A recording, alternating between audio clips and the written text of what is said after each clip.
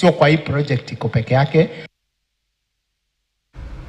Shughuli za usafiri zilikatizwa Jumanne kwenye barabara ya Chavakali na Kapsabet baada ya wananchi wenye hamaki kufunga barabara hiyo eneo la Kaptik, kaunti ya Vihiga, kufuatia ajali iliyosababisha vifo vya wanafunzi wawili wa shule ya sekondari ya Kaptik na mhudumu wa bodaboda aliyekuwa amewabeba baada ya kugongwa na lori kutoka upande wa nyuma nje ya lango kuu la shule hiyo.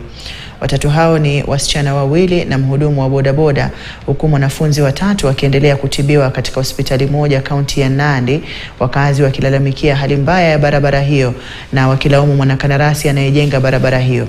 Mkuu wa shule ya sekondari ya Kaptik, David B, anasema mwanafunzi mmoja na mhudumu wa pikipiki walifariki papo hapo, huku wawili wa pili akifariki alipokuwa akitibiwa.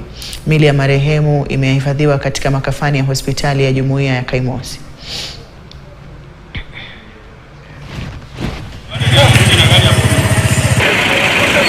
Kumbe magari zilikuwa mingi?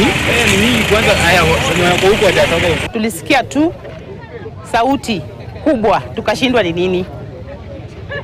Baada ya muda mchache, kitu kama dakika 10, dakika 20, tunasikia ajali imefanyika hapa Kaptik kwa gate ya shule. Ukitaka ku overtake unaingia huko ndani. Kwa hivyo watu wako na shida kwa hii barabara sasa. Barabara lazima ipanuliwe. Kipanuliwe kwamba kwa sababu wanafunzi wamekuwa wakitoka nyumbani kila asubuhi mapema wakikuja kwa hii barabara. Naam, taarifa ya kuhuzunisha hiyo mtazamaji.